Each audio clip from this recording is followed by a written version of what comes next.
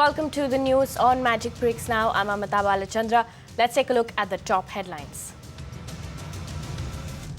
Maharashtra Chief Minister Devendra Fadnavis stands by ousted Navi Mumbai Commissioner Tukaram Munde, says will decide only after studying Munde's own report. Meanwhile, Commissioner Munde gets support from unexpected quarters, disobeying his party stand. Ex-Congress mayor pledges to fast until Munde is reinstated as NMMC chief.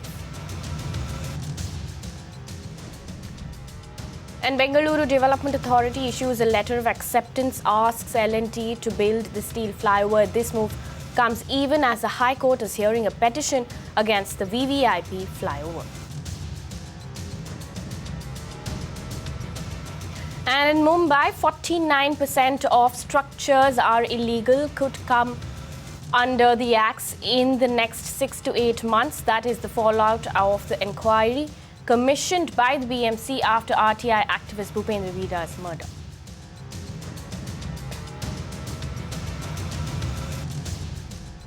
On to our continued focus, #Save Tukaram here on Magic Bricks Now. Maharashtra's Chief Minister Devendra Fadnavis has pledged support to Tukaram Munde. Sources from the Chief Minister's office told Magic Bricks Now that the CM supports honest IAS officers like Tukaram Munde and the work he is doing. Ruchi Deshpande, who's been speaking to the CM's office, joins us on the phone line. Ruchi, we understand Munde met the CM on Wednesday. What are you picking up at the moment? What I am picking up today, based on what the sources from the Chief Minister of Maharashtra's office tell me, is that he did make this statement that he supports honest IAS officers like Tukaram Munde and his work. He further said that any action or any statement that he makes next will be done only after taking a look at the report that has been submitted by Tukaram Munde that states his side of things. Now remember that Navi Mumbai Civic Chief Tukaram Munde, whom the corporators voted out with a no confidence resolution, submitted a report stating his stand to the state government on Wednesday. Now, what we also learned from the urban development department in the Maharashtra government is that they have received one report from Tukaram Munde stating his side, which they are going through, and they have also asked for one more report from the Navi Mumbai mayor's office. Remember, he was also a key figure in passing that no confidence vote against Munde. Now, the UD secretary has told us that they will consider both the reports, and it's only after that that they will take a call on whether they support him or not. But as of now, based on what the reports are telling us, the Chief Minister does support Tukaram Munde in this. Also tell us, Ruchi, we know that there were several allegations leveled against Tukaram Munde by the opposition. Now, of course, he submitted a report to the CM's office. Tell us, what are you picking up from the report that's been submitted, and by when would the CM take a final call? Well, the Urban Development Department did tell me that while they have one side of things, that is Tukaram Munde's report, they did say that they can't comment anything more on the timeline of taking this decision, because they have given a certain amount of time to the Navi Mumbai mayor to submit his report or his side of things, after which they will take a collective stand on what they plan to do further. But as of now, no timeline has been indicated as to when they expect the report or by when will they come out with a decision on this. That's something that we'll keep a close watch on here on Magic Bricks Now. Thank you so much for those details, Ruchi. Viewers might note, meanwhile, that 105 out of 111 members at the Standing Committee, including the NCP, Congress and the Shiv Sena, had voted against Tukaram Munde.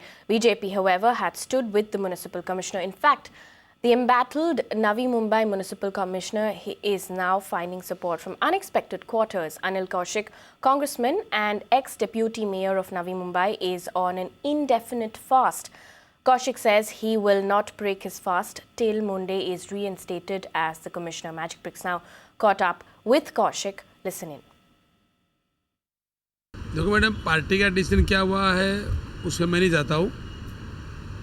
मैं public की तरफ से बैठा हूँ और public को तुकाराम मुंडे चाहिए करके मैं यहाँ पर बैठा हूँ. और मैंने सभी नगर सेवक को रिक्वेस्ट किया था कि अविश्वास प्रस्ताव की तरफ मतदान मत करो, मुंडे साहब को यहाँ रखना अपने को। तो मैं पब्लिक के लिए बैठा हूँ, पब्लिक की तरफ से अपील कर रहा हूँ, पब्लिक के हित में बैठा हूँ। तो आपकी डिमांड्स क्या है, क्योंकि अभी तुकाराम मुंडे ने अभी सीएम को जाके मिला है, मंत्रालय में मिला है, आपकी डिमांड्स क्या है सीएम से? मेरी डिमांड ये है कि ये म्यूनसिपल कमिश्नर यहाँ पर रहना चाहिए, ये अविश्वास प्रस्ताव रद्द होना चाहिए, और जो भ्रष्टाचार रोज़ पेपर्स में आ रहे, न्यूज़ में आ रहे हैं, वो सब निकलने चाहिए, उनकी इंक्वायरी बैठनी चाहिए और उनको पनिश होना चाहिए, और इस म्यूनसिपलिटी का कारोबार की जो ट्रांसपेरेंसी है वो लोगों को मिलना चाहिए और लोगों को उसकी सेवा मिलनी चाहिए। तो आप बताइए, अभी तक क्या चेंजेस हुआ है? 5 ही महीने हुआ है उनको कमिश्नर बन के। What are the changes that you seen? You are a resident of Navi Mumbai yourself. क्या चेंजेस हुआ है ये 5 महीने? पाम बीच पे 9 किलोमीटर का एरिया है, हॉस्पिटल ऑन व्हील्स जिसका कैपिटल कॉस्ट 1.20 करोड़ और 3.20 करोड़ रुपये उसको साल में देना था, चाहे पेशेंट मिलो चाहे नहीं मिलो, कोई इंक्वायरी नहीं, कोई उसकी बराबर उसका उन्होंने इंस्पेक्शन नहीं किया। ये होना चाहिए कि नहीं होना चाहिए? आप मुझे बताइए, पाम बीच पे अगर आप एक एसी अच्छी एम्बुलेंस रखते थे 10 लाख की आती थी, वो भी 5 मिनट पहुँचती थी हॉस्पिटल, ये भी 5 मिनट पहुँचेगी। इसका यूज़ क्या होगा और कितने पेशेंट तक आए? आप बताइए मेरे को। पाम बीच पे पहला हॉस्पिटल कौन सा? सीबीडी में एमजीएम, दूसरा सीवुड हॉस्पिटल, तीसरा सूर्या, चौथा तेरणा, 5वां डीओ पाटिल, 6वां सुश्रुता, 7वां एमजीएम वाशी, 8वां हमारा म्यूनसिपलिटी का बड़ा हॉस्पिटल। अरे 8 हॉस्पिटल है, मतलब सिर्फ अपने लोगों को काम देने के लिए, भ्रष्टाचार करने के लिए आप ये सर्विस लेके आ रहे हो। ये बताइए आप मुझे, आपने बताया कि आप पब्लिक के साथ हो, आपकी कांग्रेस पार्टी अगर उनके खिलाफ है तो आपको कोई फ़र्क नहीं पड़ता। यहाँ बीजेपी के लोग भी है। Does this mean that you are going to change party? जनता का आंदोलन है ये, किसी पक्ष का नहीं, जनता का आंदोलन ही है। और मेरे पार्टी को मैं बताता हूँ ना, मैं समझाऊंगा ना, कोई तकलीफ नहीं है ऐसी। Now, earlier this week, Magic Bricks now had caught up with Tukaram Munde in an exclusive interaction after his ouster. Munde clearly told us that he will continue to work as per the law until he receives further orders. Moving on to a Magic Bricks Now exclusive. Now, almost half of the buildings in Mumbai have illegal extensions, and these could be demolished in the next 6 to 8 months. This comes after the civic chief ordered an inquiry into all RTI applications filed in the aftermath of the murder of RTI activist Bhupendra Veera. Veera had been shot dead by Amjad Khan, son of ex-Congress corporator Razak Khan. Now, Veera reportedly drew Khan's eye over his repeated inquiries into illegal structures owned by the corporator. My colleague Disha Shah gets us exclusive details. 49% of illegal structures in Mumbai set to be demolished in the coming 6 to 8 months by the BMC.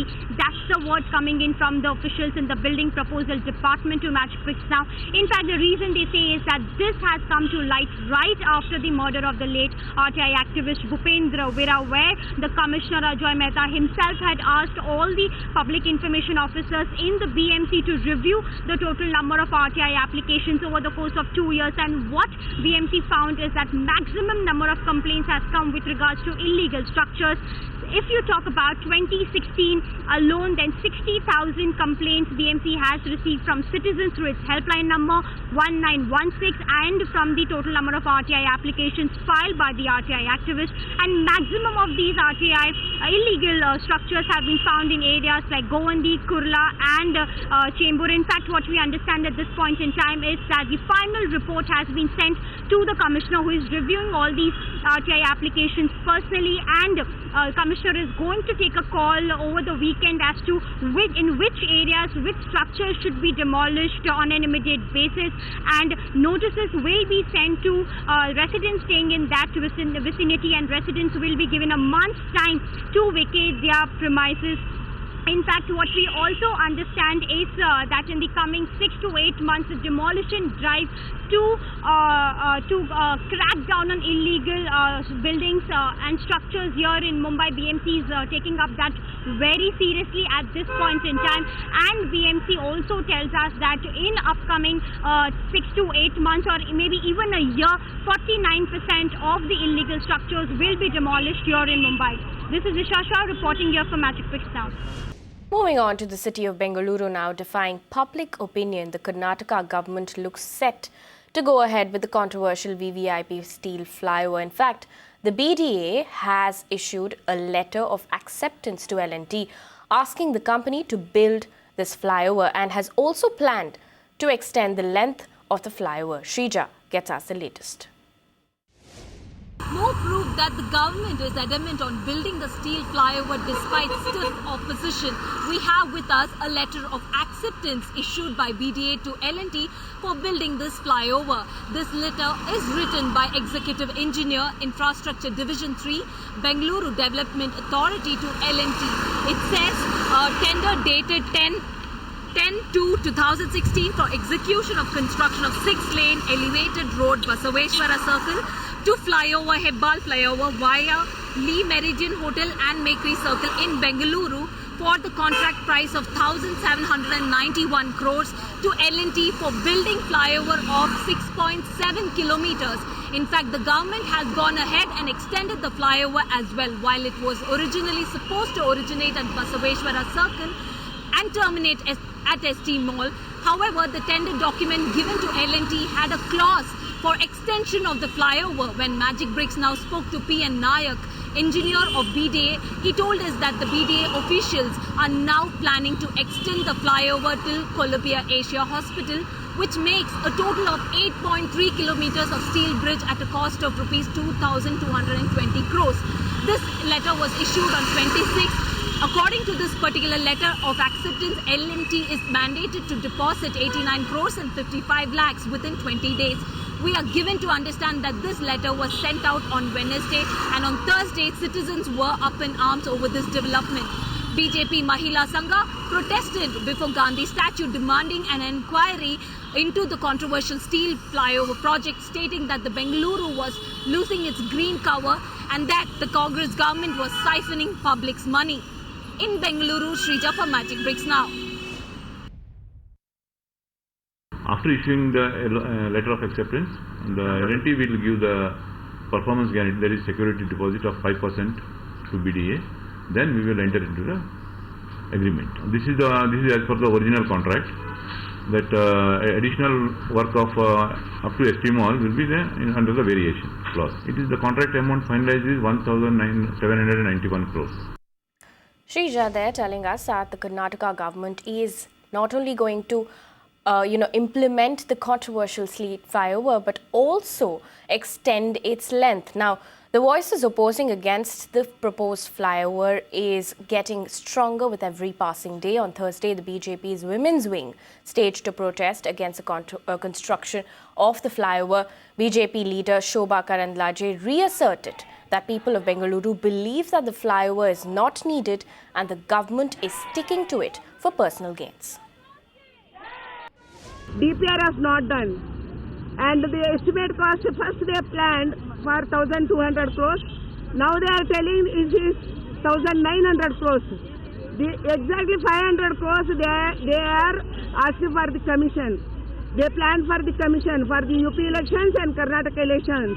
That's why the Bengaluru people, the citizens of Bengaluru, they are telling that they don't want steel bridge, which is they have to cut down 800 trees in this area. That's why you don't want the steel bridge, and the government has not done the DPR also. They are not done the exactly DPR. That's why we are asking the government that you plan for the new DPR, bring a new DPR, and then you plan it's an underground road or the overbridge. Opposition there protesting along with public against a controversial steel flyover in Bengaluru.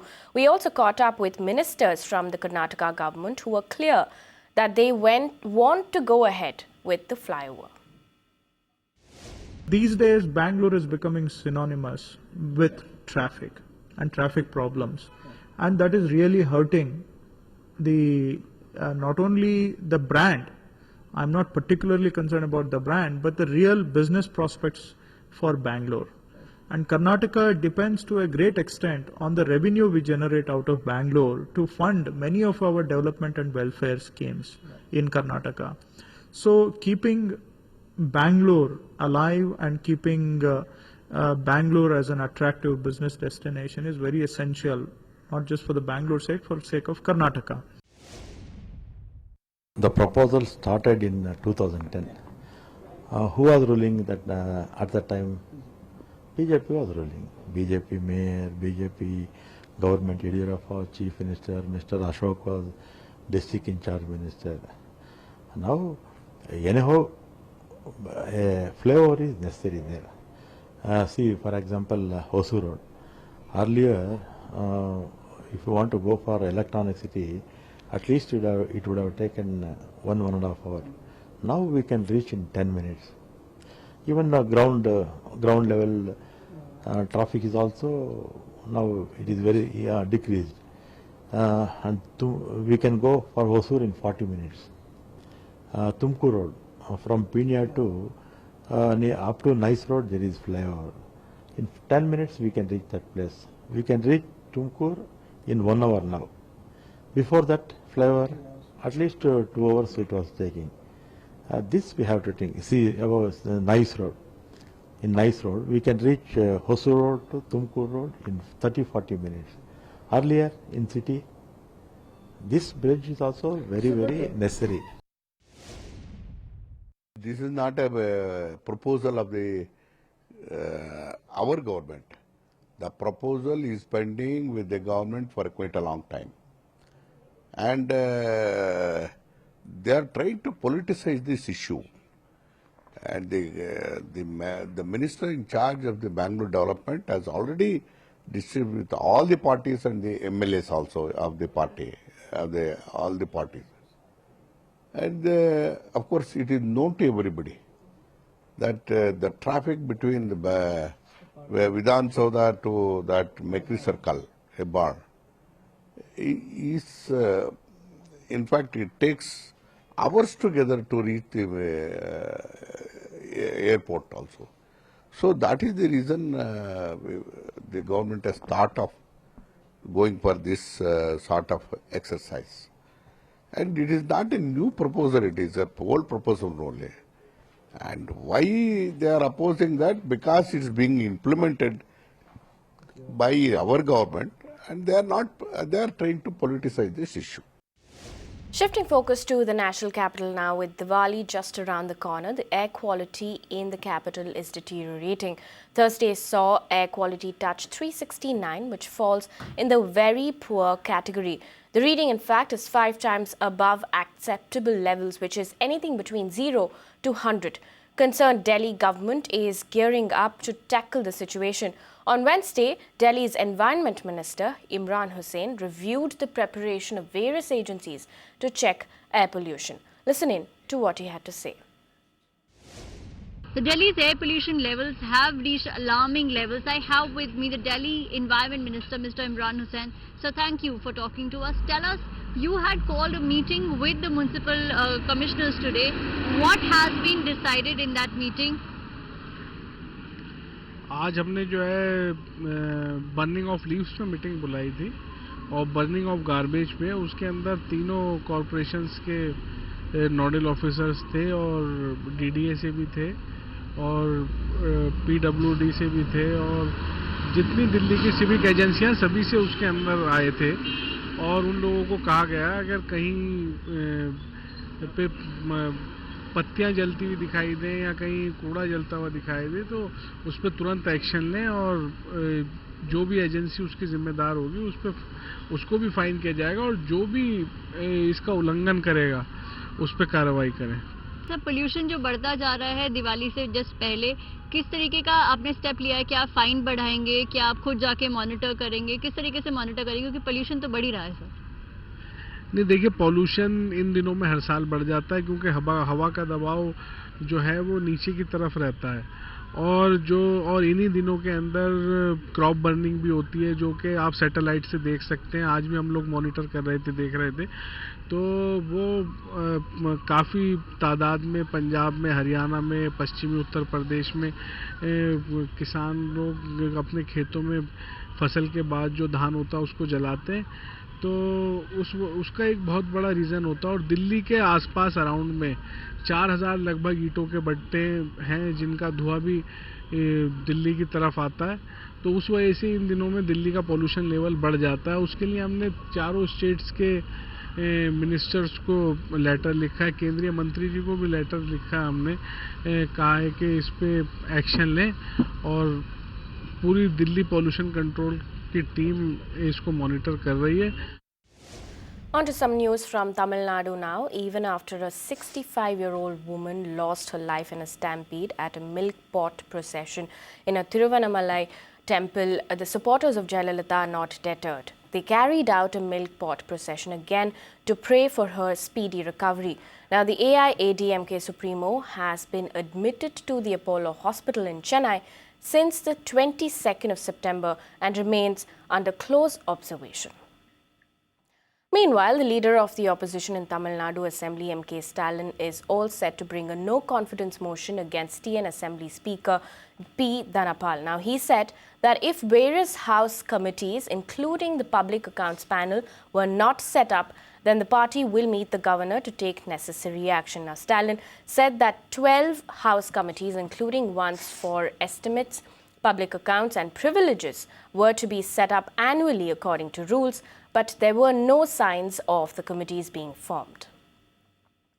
Moving on now, the 33-year-old iconic Taj Mansingh Hotel will go under the hammer. The Delhi High Court ruled against the Tata Group-owned IHCL, or Indian Hotels Company, and has asked the New Delhi Municipal Corporation to go ahead and auction the iconic hotel. The property owned by the NDMC had earlier been leased out to the IHCL. This lease ended in 2011. Now, the IHCL had then appealed to restrain NDMC from auctioning the property. IHCL was provided with 9 temporary extensions on various grounds since then, but they did not receive renewal of license for a further period on the basis that they were not entitled for another extension. The NDMC was in the process of assessing the assets of the hotel in preparation of a much delayed auction. IHCL had also appealed for a permanent injunction against NDMC's interference in the operation audits of the hotel. Moving on now, from Tamil Nadu government making sure that citizens have access to ambulance services on the day of Diwali, to citizens in Mumbai protesting against the BMC's proposal to cut city's trees. Let's take a look at what's making news in your city. Kanpur Zoo is on a high alert to prevent any likely spread of bird flu in the city. We hear that birds have been examined every day to check for any sign for the H1N1 virus. Zoo workers have been asked to report any sign of infection to the authorities immediately. Rapid response team and isolation wards have been put on place on high alert. Delhiites beware. People found drinking liquor outside liquor shops in New Delhi will now have to pay a fine of 5,000 rupees, while those creating a nuisance will be fined 10,000 rupees. They may also face arrest and a jail term of 3 months as stipulated by the law. The Delhi government has decided to strictly enforce this post November 7th. The government will run an awareness campaign for the same. Allaying fears of the 108 ambulance service strike on Diwali Day, the Tamil Nadu government has told the Madras High Court that appropriate action will be taken to make sure that ambulances are available to the citizens. The move came after a PIL was filed on the basis of reports that ambulance employees had decided to stay off work on Diwali Day over salary and bonus payment issues. Moving on, in a Facebook-like move, Uber has asked its users to vote against the proposed draft of Maharashtra city taxi rules. Commuters hailing a cab through Uber are being prompted to sign an online petition. Now, the petition mentions that the implementation of the taxi rules will lead to an end of Uber, citizens love today. Aishwarya Palwal gets us the latest on cab wars in the city of Mumbai. The Maharashtra state government has proposed a new set of draft rules for regulating all taxi-hailing app companies.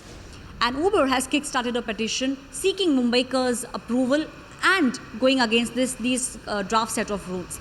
Uber says that if these draft set of rules do become law, then it will be an end to the Uber that consumers love and use today. Uber says that excessively high permit fees for drivers, mandatory minimum fares, use of expensive cars would mean that the commuters would have to pay a higher fare going forward, and also they'll have to wait longer to get an Uber. They also said that stringent rules recommended by the government can threaten the livelihood of thousands of drivers that Uber is currently employing within the country. Let me take you through some of these rules. They seek to implement a dress code for the drivers. They seek to color code all the cars registered within these new set of rules. The rules say that at least half of the ride-hailing companies, half of the fleet of these companies should have engine of more than 1400 cc, and they should also ply on clean fuel, which means either it should be unleaded petrol or working on CNGs. They also they are also looking at regulating the fare charges, which means that wherever these kind of companies surge prices, that they won't be able to do going forward. Uber says that all these things will make it impossible to work in India. Now remember, these draft rules that Maharashtra has released are just draft rules, and they've invited for suggestions and objections on the 5th of November 2016. Moving on now, keeping it with the city of Mumbai for smoother flow of traffic, Mumbai's traffic police along with BEST has dedicated lanes of buses in Worli. Traffic police is also looking at making the streets of Mumbai safer and making sure that those who break the law are adequately punished. My colleague Aishwarya Palawal caught up with the Joint Commissioner of Police, Milind Barambe. Listen in. You know, there is a very important concept of having dedicated lanes for emergency services like health, ambulances, fire brigade or police. These are the emergency services which need dedicated lanes. However, with the paucity of carriageways in Mumbai, we are experimenting this with the public transport like the BEST at certain patches where it is feasible to have certain dedicated bus lanes wherein more number of people can be transported. This would also sensitize people about the existence of certain dedicated lanes and not to barge into those lanes. So eventually it will create more sensitivity for creation and facilitation of emergency services later on. So lastly, we have already installed cameras on Eastern Express Highway. Going forward, would you like to bring whole of Mumbai under this ambit, especially when we talk about cameras that capture people who are speeding a lot? Yeah, at present the CCTV cameras 4700 in number are installed by the Maharashtra state government all across the city. Of them, a few speed cameras are installed on the Eastern Freeway and on the Bandra-Worli Sea Link. Very shortly, MCGM would be installing all these speed cameras at some more roads like the Marine Drive, Western Express Highway, Eastern Express Highway to begin with. And with that, it's a wrap on this edition of the News on Magic Bricks Now. Thank you for watching.